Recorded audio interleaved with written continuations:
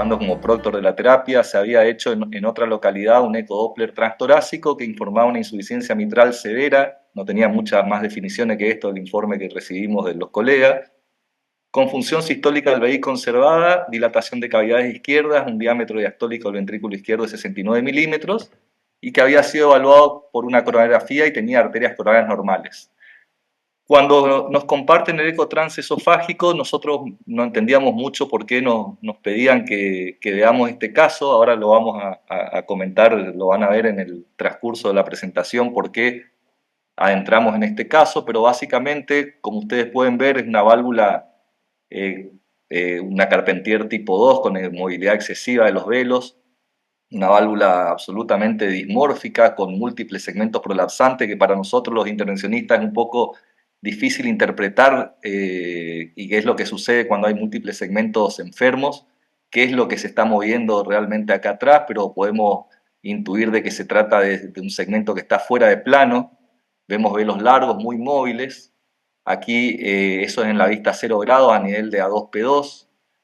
Aquí en la vista intercomisural podemos empezar a ver cómo hay un velo posterior que en la porción P3 tiene un segmento flail y un velo anterior muy largo que también, inclusive en otra vista, cuando lo vemos más adelante, en esta vista vemos que el velo anterior es muy largo, está tironeado por las cuerdas tendinosas de segunda orden del cuerpo y prolapsa también su borde libre, generando aquí un orificio, un gap de coaptación muy profundo y muy ancho, que lo vamos a ver el ancho luego en el eco 3D. Aquí podemos ver también rotura de cuerda tendinosa en P1 y una insuficiencia mitral severa, masiva, digamos, que lo tenía el paciente con una clase funcional muy elevada. Podemos empezar a entender mejor en el eco 3D también lo que estamos hablando. Y acá vemos nuevamente la utilidad del eco 3D para entender la anatomía de la válvula, sobre todo en estas válvulas complejas.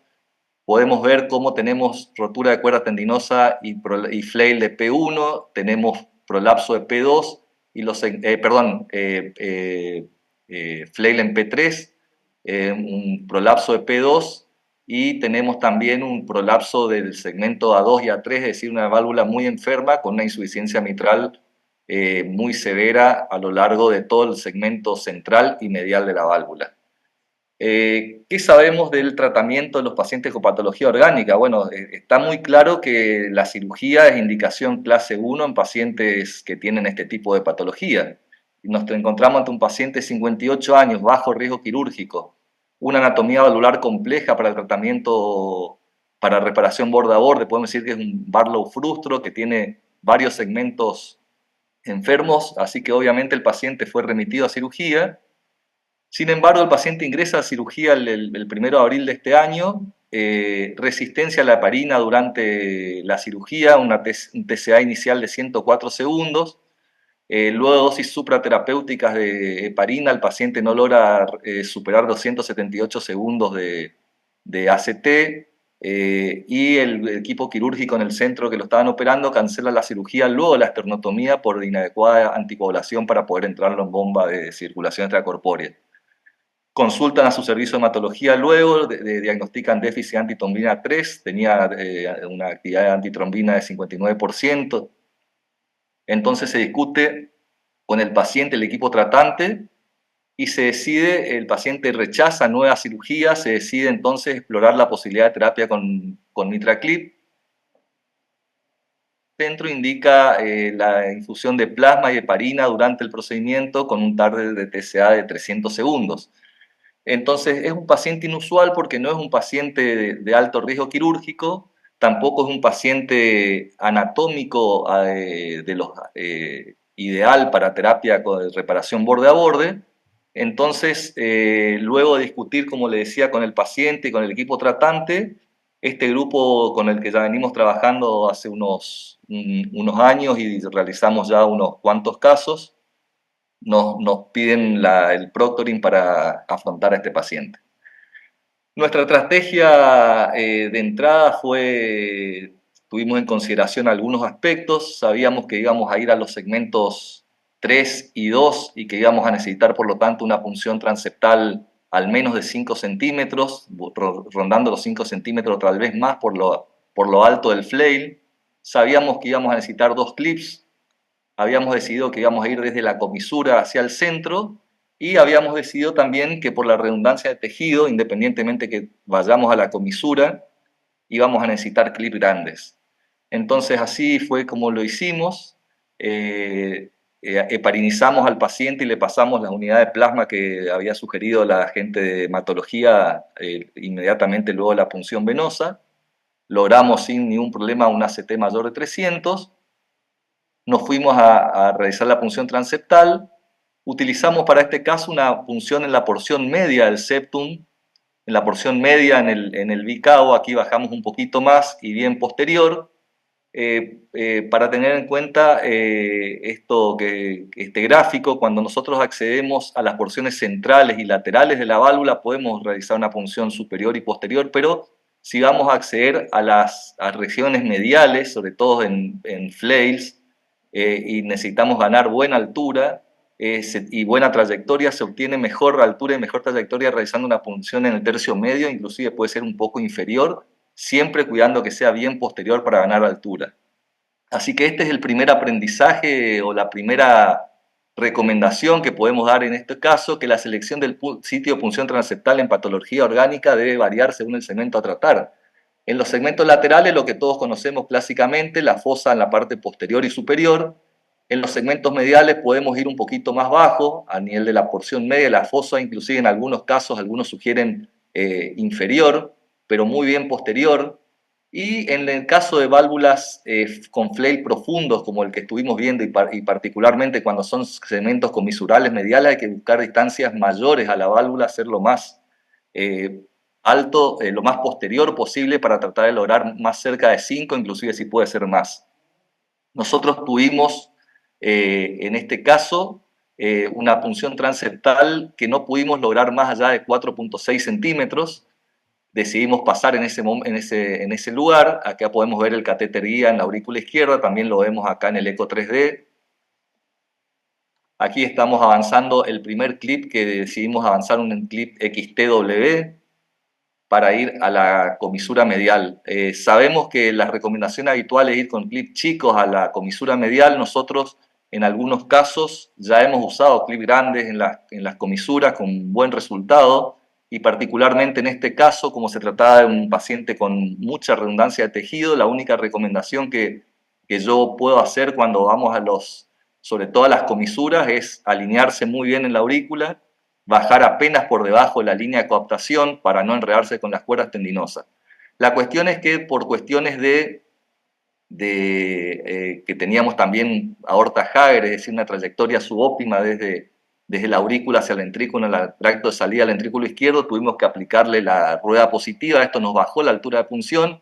Fíjense que usted, a pesar de habernos ido a 4.6 centímetros, terminamos maniobrando muy cerca de los velos. Esto no es recomendable, pero nos quedó otra que probar los grippers muy cerca de los velos mitrales antes de pasar al ventrículo izquierdo. Aquí estamos posicionando en el eco 3D, viniéndonos bien hacia la comisura medial.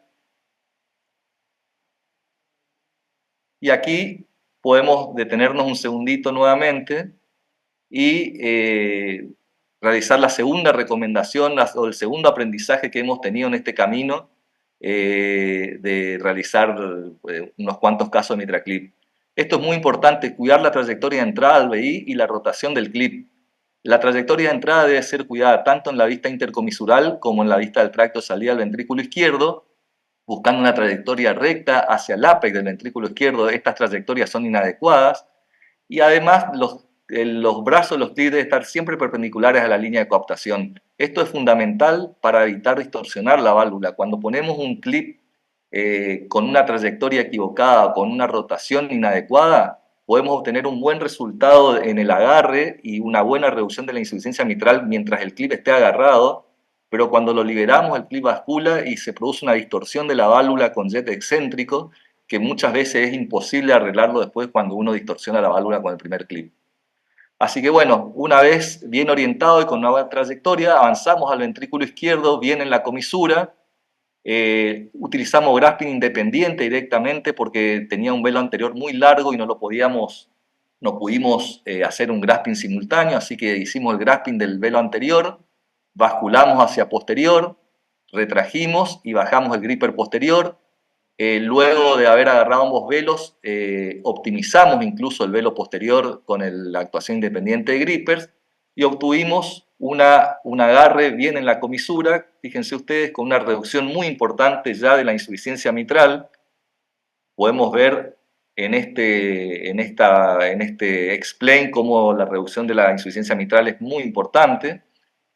Así que acá podemos hacer hablar del tercer aprendizaje que tuvimos a lo largo del tiempo, que es usar más liberalmente la actuación controlada de gripper en los pacientes, principalmente que tienen flail y prolapsos anchos y profundos, tanto sea el grasping independiente como utilizar el grasping, la optimización de los mismos.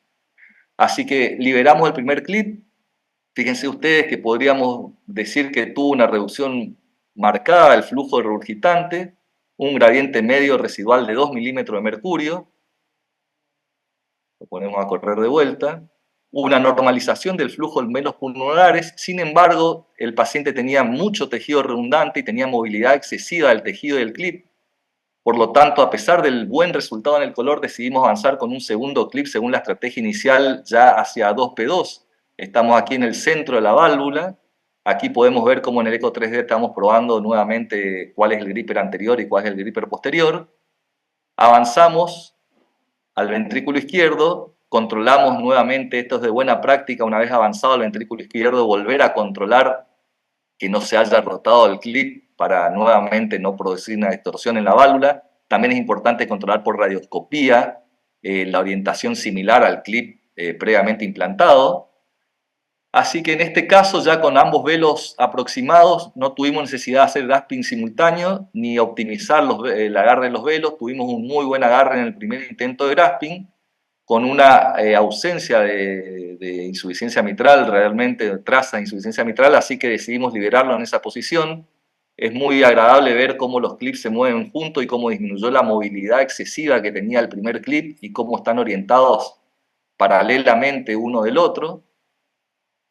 Y aquí tenemos el resultado final, que es un orificio de apertura única en el eco 3D. Fíjense, cerramos todo desde la comisura hasta el centro de la válvula. Trazas de insuficiencia mitral en el resultado final. Logramos estabilizar la movilidad excesiva del tejido y del primer clip con un gradiente medio de 2 milímetros de mercurio.